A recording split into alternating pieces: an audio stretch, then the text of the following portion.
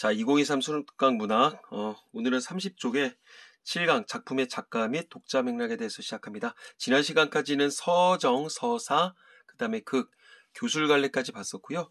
여기서 보니까 뭐 작가 맥락, 독자 맥락, 우리 1학년, 2학년 때 그 어떤 문학 시간에 그런 거 봤었을 거야.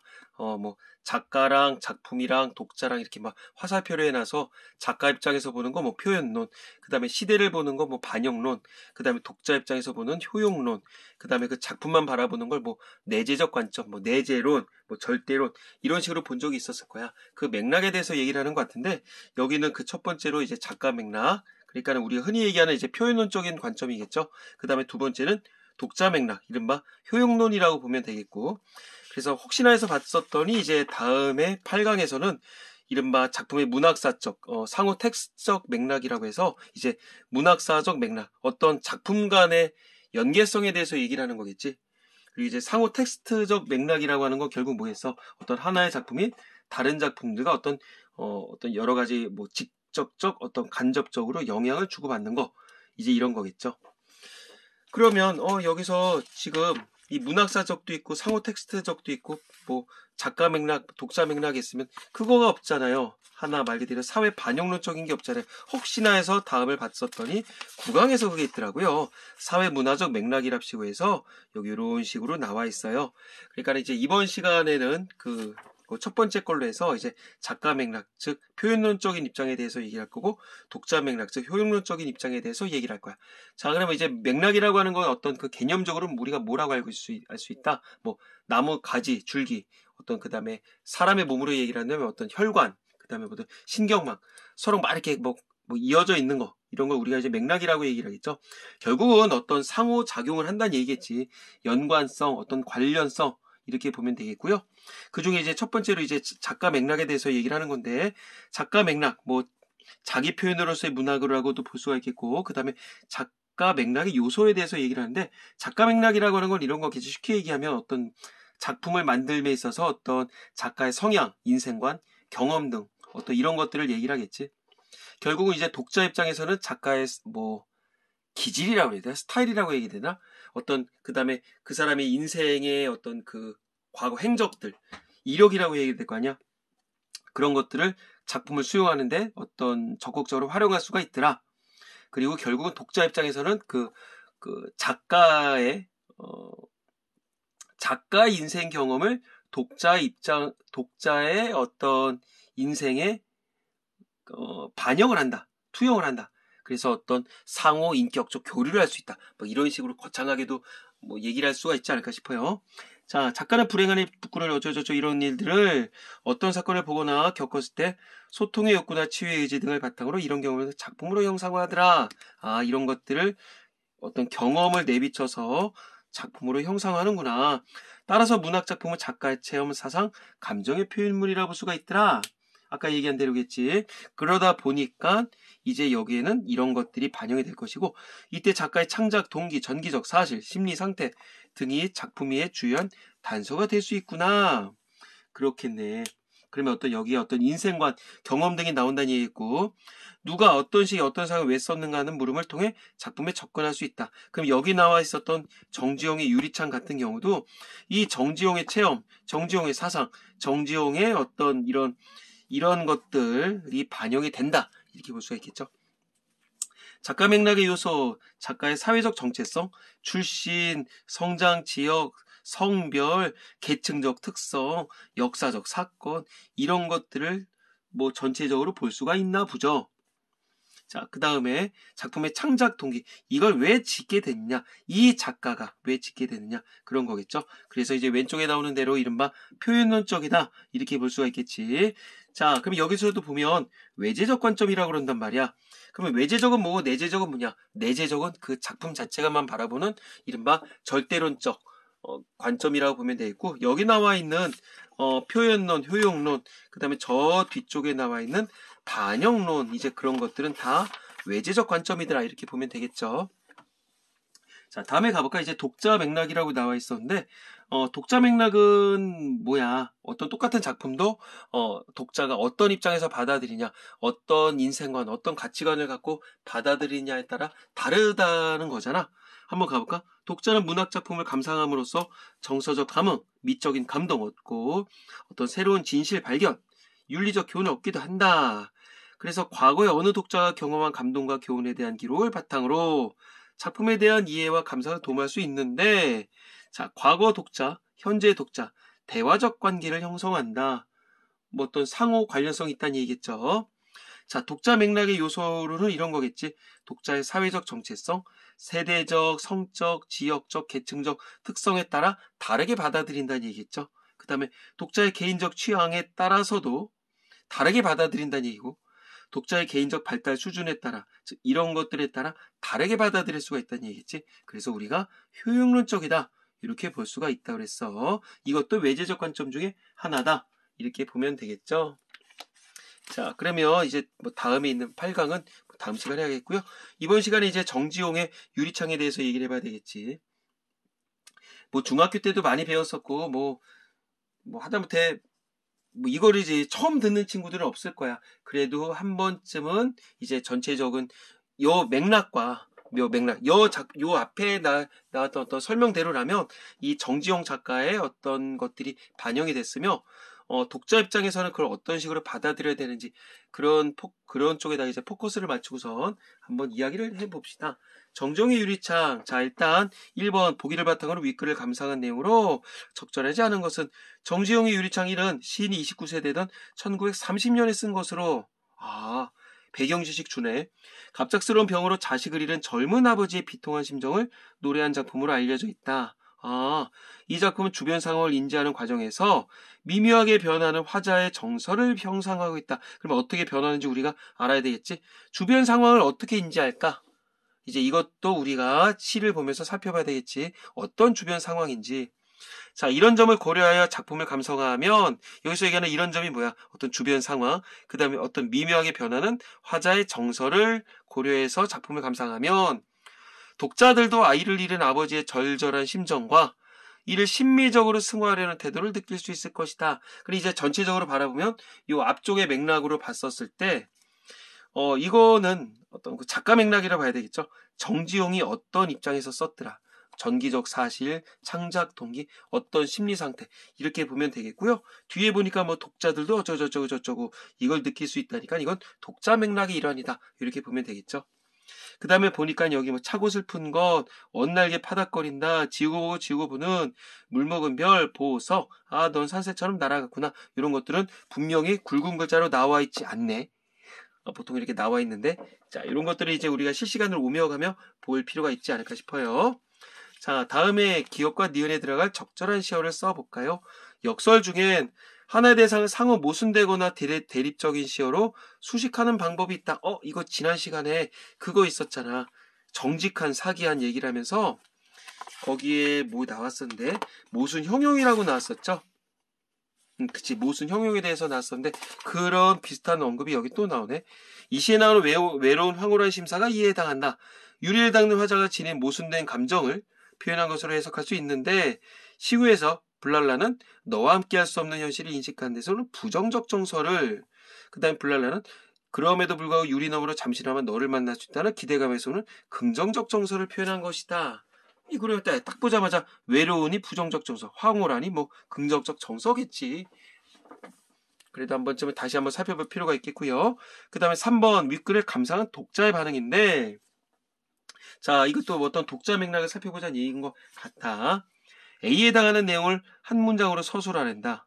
이승, 저승, 소통, 단절을 사용하라고? 오케이.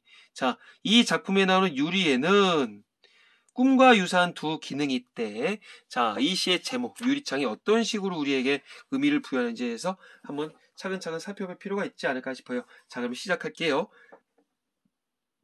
아까 29살 됐을 때 1930년대 썼대. 그 다음에 갑작스러운 병으로 자식을 잃은 젊은 아버지의 비통한 심정을 그린대. 일단 어떤 감정을 섞어서 우리 친구들이 읽어보는 건 읽었다 전제를 하고선 우리는 분석만 해볼게요. 자, 유리에 차고 슬픈 것이 어른거린다. 이제 상황을 이제 그림으로 그려봐. 유리에 차고 슬픈 거, 그러니까 계절적으로 하면은 뭐 늦가을이나 아니면 겨울이겠지. 아주 추운 날 밤에 창가에 이렇게 앉아 있는 거야. 옆에는 아무도 없어. 그리고 막 찬바람이 막 치고 있고 눈이 이렇게 천천히 내리고 있는 거야. 막 바람 소리도 막 들리고 그러겠지.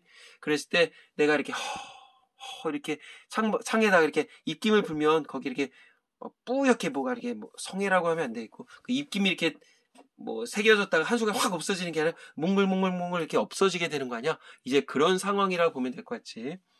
자, 유리에 차고 슬픈 것이 어른거린다. 열없이 붙어서서 입김을 흐리우니 길들은 양 엇날개를 파닥거린다. 자, 이 사람은 지금 누구를 그리워하고 있는 거야? 아들을 그리워하고 있는 거야.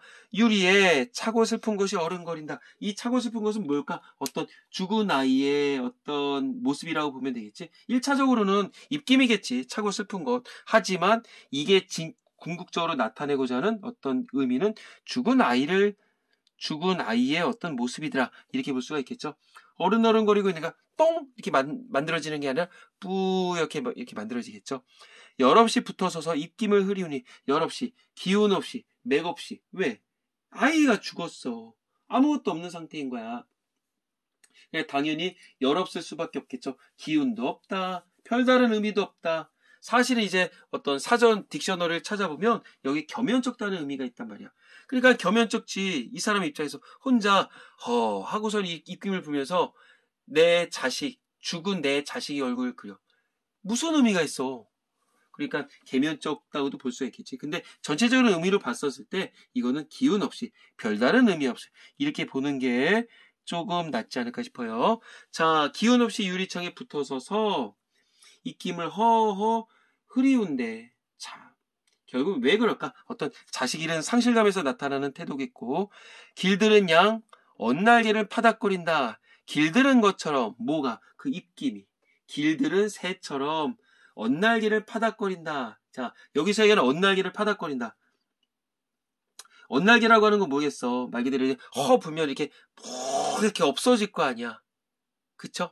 이렇게 입김을 유리창에 불었다고 생각하면 뽕 없어지는 게 아니라 이렇게 없어질 거야. 그걸 이제 날개를 파닥거린다라고 얘기를 했었나 봐. 결국은 엇날개를 파닥거린다고 하는 건 그거였지. 사라지는 입김이라고도 얘기를 할 수가 있겠고 어떤 그 죽은 아이의 영상이 날아가는 새처럼 이렇게 표현을 했다. 이렇게 보면 되지 않을까? 자, 어떻게 정리할까? 아이의 마지막 모습이라고 정리할까? 아이의 모습, 아이의 마지막 모습. 이렇게도 얘기를 할 수가 있겠고, 그 다음에 궁극적으로 이제, 표면적으로는 사라지는 입김, 이렇게도 볼 수가 있겠지만, 날아가는 새의 모습이다. 이렇게 표현하면 될 것 같아. 자, 엇날개. 그 다음에 지우고 보고. 왜 지우고 보고 계속 볼까? 보고 싶은 거야. 죽은 아이에 대해서 어떤 그리움, 안타까움 이런 복합적 감정이라고 보면 되겠죠. 안타까움 있어요. 새까만 밤이 밀려나가고 밀려와 부딪히고 뭐가 파도처럼. 자, 왜 새까만 밤이라고 할까?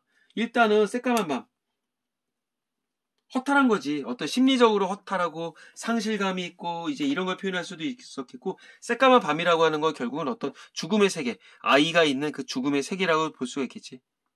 죽음의 세계라고 볼 수가 있겠고 그 다음에 어떤 상실감, 절망감 이런 식으로 볼 수가 있겠고 역으로 생각하면 새까만 밤이라고 하는 건 밤에 입김을 불어야 아이를 볼 수가 있는 거 아니야. 결국 그 아이의 모습을 볼 수 있는 밤 이렇게 보면 되겠지. 아이의 모습을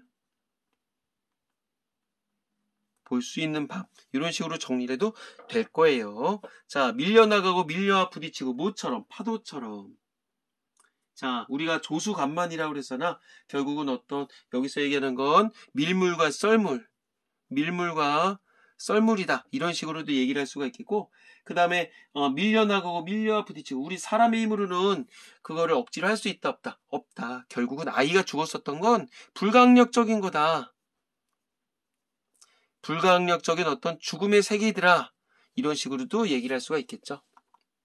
자, 물먹은 별이 반짝 보석처럼 박힌다. 자, 물먹은 별. 여기서의 물먹은 별은 뭘까? 이 별은 나의 아이의 모습을 나타내겠죠. 근데 왜 우리가 물먹은 별이라고 얘기를 했었을까? 보고 싶은 거야. 그래서 내 눈, 아빠의 눈에 눈물이 그렁그렁 맺혔던 거야. 결국 물 먹은 별이라고 하는 건 어떤 아버지의 눈물에 끼어서 보이는 죽은 아이의 모습이다. 이런 식으로도 볼 수가 있겠지. 자, 다시 아버지의 눈물 어린 눈에 비춰진 불빛이다. 이런 식으로 얘기를 하면 될 것 같아. 결국 이 별 또한 죽은 아이의 영상이더라. 죽은 아이의 영상이더라. 자, 눈물 먹은 아버지의 눈물. 이런 식으로 적어주고요. 자, 반짝 보석처럼 박힌다. 왜 반짝 보석처럼 박힌다고 얘기했었을까? 결국은 이제 살짝 와서 아이의 모습이 보여지는 거야. 그러니까는 오랫동안 보지를 못해. 어차피 언날개처럼 뿌옇게 이제 날아갈 거니까 결국은 보석처럼 박혔어. 박힌다는 얘기는 결국은 이렇게도 볼 수가 있겠지. 어떤 고통, 슬픔, 원인을 제공한다. 고통과 슬픔의 원인을 제공한다. 그렇게 보면 되겠고, 그 다음에 반짝, 어쨌든 잠깐이나마 내 사랑하는 아이의 모습을 볼 수가 있는 거니까 여기서는 그냥 단순한 체념이 아니라 어떤 그렇게 봄으로 인해서 어떤 자기 스스로에 대한, 자아에 대한 위로를 한다. 이런 식으로도 우리가 해설을 할 수가 있겠죠. 결국은 여기서 얘기하는 자아에 대한 위로가 밑에 있는 이른바 심미적으로 승화한다. 이런 식으로도 해석을 할 수가 있을 거야. 자, 밤에 홀로 유리를 닦는 것은 왜 굳이 밤에 닦어? 어떤 죽은 아이의 모습을 조금이라도 보고자 하는 어떤 화자의 의지이자 행위라고 볼 수 있겠죠. 자, 외로운 황홀한 심사위원이, 자, 외로운 황홀한 심사래. 왜 외로워? 당연한 거 아니야? 실질적으로는 만날 수가 없는 거니까. 하지만 황홀해. 왜? 잠깐이나마 만날 수가 있는 거니까. 그래서 어떤 앞뒤가 맞질 않아. 모순관계야. 그래서 이른바 이제 역설법이라고 보시면 되겠고요. 자, 어떤 이제 구체적으로 얘기를 하자면 이런 거겠지. 이건 여기다 일단 옆에다 적어놓게. 감정의 대위법이라고 얘기를 하거든요. 감정의 대위법. 죽은 아이로 인해서 어떤 외로움을 겪고 있어. 그리고 이제 유리창을 통해서 어떤 그 영혼이랑 교감을 해. 그 짧게나마 느끼는 어떤 황홀함이 이제 교차하는 거겠죠. 그걸 이른바 외로운 황홀한 심사라고 설명을 했었단 말이야. 그러면 외로운 다음에 황홀한이 붙었어. 그럼 일단 말 그대로 외로움의 감정이 황홀함이라는 어떤 감정에 의해서 막 표출이 되는 걸까? 절제가 되는 걸까? 절제가 되는 거겠죠. 큰 거는 외로움이야. 하지만 황홀한 심사 때문에 그게 묻히는 거지. 그리고 이거랑 비슷한 게 그 위에 있었던 것, 차고 슬픈 것. 이런 것들도 막 슬픈 감정. 이런 것들이 결국은 앞에 있는 그 차가운 것에 의해서 막 표출이 안 되고 묻히는 거야. 그러니까 결국은 이제 하나의 감정을 표현할 때, 하나 여기서는 어떤 외로운 거, 슬픈 거, 이런 것들을 표현할 때 어떤 정반대적인 요소들, 여기서 뭐 반대인 건 아니겠지만 여기서 같은 경우 어떤 황홀한 거, 정반대되는 감정, 감각을 이제 짬뽕을 시켜가지고 이제 한 감정, 여기서 얘기를 한다면 어떤 외로운이라고 하는 감정에 푹 빠져드는 거를 결국은 어떤 막는다. 이렇게 보면 되겠지. 그러니까 이제 이렇게 보면 돼. 어떤 말을 너무 어렵겠나? 감정의 대입법이라고 하는 건 어떤 외로운 감정에다가 너무 푹 빠지는 거를 막기 위해서다. 결국은 감정을 어떻게 한다. 막 표출하는 게 아니라 감정을 절제한다. 궁극적인 목적은 뭐야? 이렇게 함으로 인해서 슬픔을 극대화시킬 수가 있더라. 이렇게 해설을 해주면 될 것 같아요. 자, 고운 폐혈관이 찢어진 채로, 고운 폐혈관이 찢어진 채로 실질적으로 우리 그 정지용 시인의 아들이 어떤 그 폐병으로 인해서, 폐렴으로 인해서 죽었다고 얘기를 하죠.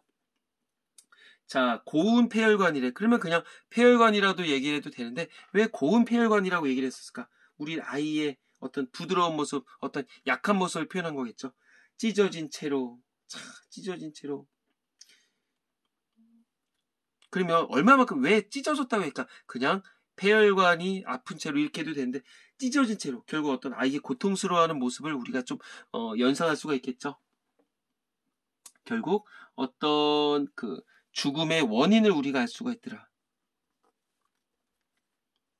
죽음의 원인을 알 수가 있겠고, 결국 이로 인해서 어떤 그 슬픔의 극대화된 어떤 비애감, 이런 식으로 우리가 설명할 수가 있을 거야. 그러면 막 이렇게 막 격정적으로 으아 막 이러진 않겠지.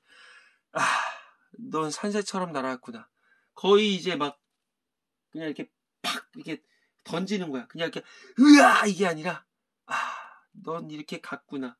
그냥 완전한 이제 깊은 탄식인 거겠죠. 너라고 얘기했었어. 그래서 내 아이한테 너 가는구나. 이제 직접 내 아이한테 너라고 얘기를 해. 그러니까 그동안 꾹꾹꾹꾹 어떤 절제했었던 감정을 빵은 아니겠지만 어느 정도는 이제 표출을 하는 거겠죠. 그래서 어떤 간 아이에 대한 어떤 안타까움을 표현하더라. 이렇게 보면 되겠지. 이 아라고 하는 어떤 감탄사라고 해야 되나? 한탄. 결국은 이 어떤 그 화자의 비애감을 강조한다. 이렇게 보면 되겠고요. 이 산새처럼 날아갔구나. 자, 아까 전에 언날개라고 그랬었잖아. 결국 어떤 이 두 단어 사이에는 의미적인 통용 관계가 있다. 이렇게 볼 수가 있겠죠. 결국 이 산새처럼 날아갔구나. 결국 이것도 죽은 아이의 어떤 환영이다. 영상이다. 이런 식으로 보면 되겠지. 자, 다시 한번 이 언날개라고 하는 단어랑 여기는 이 산새랑 어떤 의미적인 통용을 이룰 수가 있더라. 이렇게 보면 되겠죠. 자, 그래서 웬만한 것들은 지금 다 얘기해줬다고 볼 수가 있을 것 같아요. 그리고 일단은 문제를 푼 다음에 좀 추가적인 얘기를 하자면 1번 사실 이거 같은 경우는 지금 내가 만약 혼자 푼다면 실시간으로 왔다 갔다 했었을 거야. 자, 유리에 비친 대상을 차고 슬픈 것이라고 한 것에서 아이가 죽은 후에 상실감으로 괴로움에 지냈을 화자의 모습을 짐작할 수 있다. 그러네. 그럼 여기다 살짝 적어놓으면 되겠지. 우리 친구들은 상실감 이렇게도 해도 되겠죠. 다음에 입김을 불자 유리의 어린 대상이 날개를 파닥거린다고 한 것은 아이와의 추억에 얽매이지 않으려 화자의 태도를 드러냈다. 말이 안 되잖아. 추억을 얽매이지 않으려고 여기다 입을 허불고 있겠냐? 말이 안 되죠. 유리의 분 입김을 지우고 보는 행위. 죽은 아이에 대한 화자의 간절한 그리움이 나타났더라. 자, 안타까움, 그리움. 적어둘 필요가 있겠고요. 그 다음에 4번 물먹은 별을 반짝이는 보석이라고 한 것에는 자, 물먹은 별을 반짝이는 보석이라고 얘기했단 말이야. 아이의 죽음으로 인한 슬픔을 심미적으로 승화한 화자의 마음을 비유적으로 표현했다. 여기 나와 있죠. 자, 그 다음 넌 산새처럼 날아갔구나는 아이의 부재를 확인한 화자가 느끼는 비애감을 표출했다. 완벽하게 아니면 얼추 표현했더라. 이렇게 보면 되지 않을까요? 자, 다음에 가볼게. 이거는 있는 그대로네. 자, 여기 있는 설명 고스란히 보면 되겠고, 이건 외로운, 그 다음에, 긍정적이니까 황홀한, 이런 식으로 설명을 하면 될 것 같고요. 자, 3번 가볼까? 초등학교 때 갑자기 할아버지가 돌아가시자 크게 절망했어. 그때는 할아버지 인자한 웃음을 볼 수 없다는 생각에 매일 눈물을 흘렸는데, 어느 날 꿈에 그리워하던 할아버지를 만났고 너무 기뻐 할아버지 손을 한시도 놓지 않았지. 하지만 꿈에서 깨자 할아버지가 돌아가셨다는 것을 새삼 깨닫고 꿈을 꾸기 전보다 더 슬퍼졌던 적이 있었지. 이 작품에서 나오는 유리에는 꿈과 유사한 두 기능이 있더라. 결국 뭐야? 할아버지가 돌아가셔서 슬픔을 겪고 있는 상황에서 꿈에 할아버지를 만났어. 하지만 꿈이 깨면서 다시 더 슬프게 됐더라. 그러면 플러스 마이너스가 함께 있다는 거 아니야? 그럼 여기서는 그거겠죠. 두 기능이래. 유리창의 두 기능. 자, 그러면 어떻게 볼 수 있을까? 의미가 있다고 봐야 되겠지. 왜 그럴까? 일단 여기다 아예 적어놓으면 되겠네. 유리는 그래, 어떤 유리는 일단 이 아빠는 지금 안쪽에 있는 거 아니냐? 안과 밖에 어떤 경계들아. 팍이라고 적었네. 안과 밖에 경계들아 하면 되고, 아빠는 이승에 있는 거 아니야? 그리고 아들은 저승에 있는 거 아니야? 그 경계라고도 볼 수 있겠죠?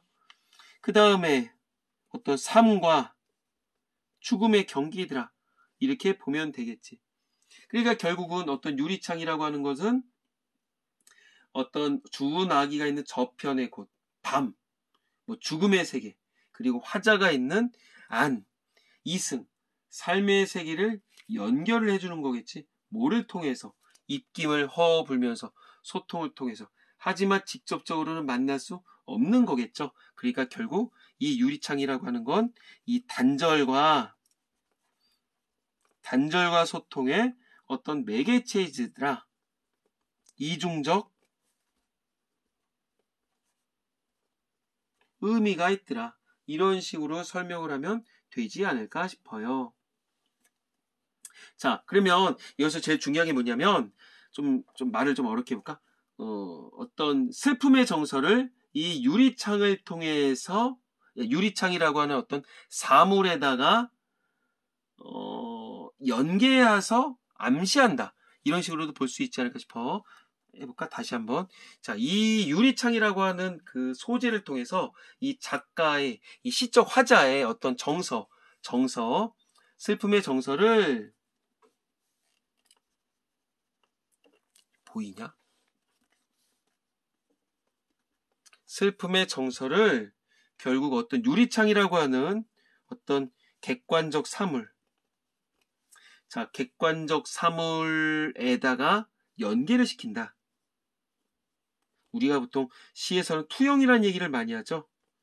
투영해서 서술하고 있더라. 이런 식으로도 얘기가 나올 수가 있을 거야. 자, 그러면 이제 전체적으로는 얘기를 쭉 해줬었고요. 좀 추가적으로 얘기를 해주자면 굉장히 회화적이죠. 그림을 그리는 것처럼 얘기를 해주고 있더라. 여기 앞쪽에다 적어놓는 게 좋을 것 같아. 자, 회화적이겠고요. 전체적으로 어떤 감각적, 뭐 시각적이겠지만 이제 감각적이다 이렇게 보면 되겠고, 뭐 주제는 뭐겠어? 죽은 아이에 대한 어떤 슬픔, 그리움, 안타까움 이 정도 보면 되겠죠. 그리고 전체적으로 봤을 때 굉장히 선명하죠. 회화적이니까 선명하고 어떤 감각적 이미지, 선명적이된다. 선명하고 감각적 어떤 이미지를 사용하더라. 그 다음에 감정을 막 표출한다 안 한다. 감정을 꾹꾹꾹꾹꾹 절제를 하다가 맨 마지막에 이런 식으로 해서 얼추 어느 정도 표출하더라. 감정 절제.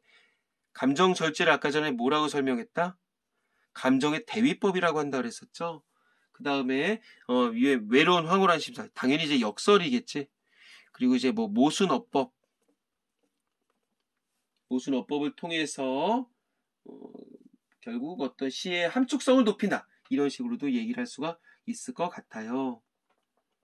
자, 그리고 이제 유리창의 어떤 의미에 대해서 얘기를 해줬었고, 아들을 나타낸 것들, 지금 노란색으로 체크를 해줬었고요. 그 다음에 이 별이라고 하는 것에 대해서도 얘기를 할 수 있지 않을까 싶어. 자, 별이라고 하는 건 결국은 어떤 고통과 슬픔의 원인을 제공한다. 왜? 별 자체가 아들이니까. 그리고 그러함 동시에 어떤 그런 슬픈 감정에 빠진 화자 자체를 위로를 해준다. 이렇게 보면, 빠짐없이. 몰라, 내 입장에서는 지금 빠짐없이 다 얘기를 해줬다고 보고요. 추가적으로 같이 볼 수 있는 작품들이 있죠. 김광균의 어떤 은수저, 그 정도 작품을 꼭 우리 친구들이 보시기 바라겠습니다. 아이를 잃은 부모의 슬픔에 대해서 지은 작품이라고 보면 될 것 같아요. 자, 여기까지 갈 테니까, 자, 우리 친구들 다시 한번 확인해 보시고, 지금 얘기한 김광균의 은수저 한번 살펴보시기 바라겠습니다.